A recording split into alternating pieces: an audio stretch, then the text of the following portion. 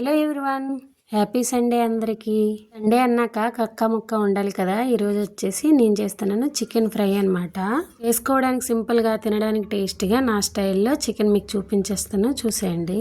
మసాలాలు ఏం లేకుండా ఓన్లీ చికెన్ ఎలా ఫ్రై చేసుకోవాలో చూపిస్తాను. ముందుగా బాండి పెట్టుకొని అందులోన నేను మస్టర్డ్ ఆయిల్ యూస్ చేశాను. సరసా నూనె అంటారు, ఆవ నూనె అంటారు. మీకు ఏ నూనె అవైలబుల్ ఉంటే అది యూస్ చేయండి.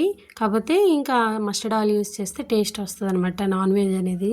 చికెన్కి కొంచెం ఆయిల్ ఎక్కువే పడుతుంది కాబట్టి నేను 2 ఆనియన్స్ కట్ చేసుకొని, ఇంకా ఆనియన్ మిరపకాయలు లాస్ట్లో వేసానండి, ఫస్ట్లో వేయకూడదు చికెన్ ఫ్రైకి అయితే. ఇంకా ఉల్లిపాయలు వేయగాక అల్లం వెల్లుల్లి కచ్చపచ్చ దంచుకున్నాను, పేస్ట్ కాకుండా.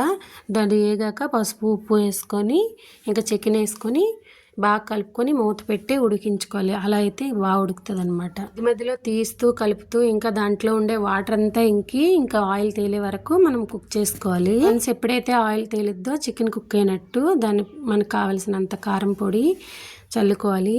దాని తర్వాత వచ్చేసి బాగా కలుపుకొని అప్పుడు మనం కట్ చేసుకున్న మిరపకాయలు కరివేపాకు వేసుకొని కలుపుకోవాలన్నమాట. కరివేపాకు లాస్ట్లో వేస్తేనే దాని ఫ్లేవర్ బాగా వస్తుంది.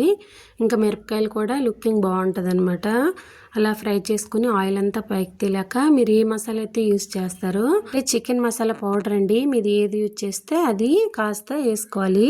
చికెన్లో ఈ ఒక్క ఇంగ్రీడియంటే మసాలా యాడ్ అవుతుంది, ఏ మసాలా కూడా యాడ్ చేయమండి, అది కూడా ఫ్లేవర్ కోసము. ఇంకా బాగా కలుపుకొని ఆయిల్ పైకి తేలిన తర్వాత ఉప్పు చూసుకొని ఇంకా కొత్తిమీరతో గార్నిష్ చేసుకోవడమే. ఇదేనండి చికెన్ ఫ్రై, సింపుల్గా ఈజీగా. ఈరోజు సండే కదా, ఏంటంటో చూసేద్దాం. రైస్ వండానండి, రైస్ ఇంకా పాలకూర పప్పు చేశాను, ఇంకా చికెన్ ఫ్రై.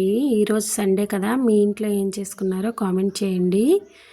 తప్పకుండా ఛానల్ని సబ్స్క్రైబ్ చేసుకోండి, లైక్ చేయండి, షేర్ చేయండి. ఓకేనా? Love you friends. Once again happy Sunday.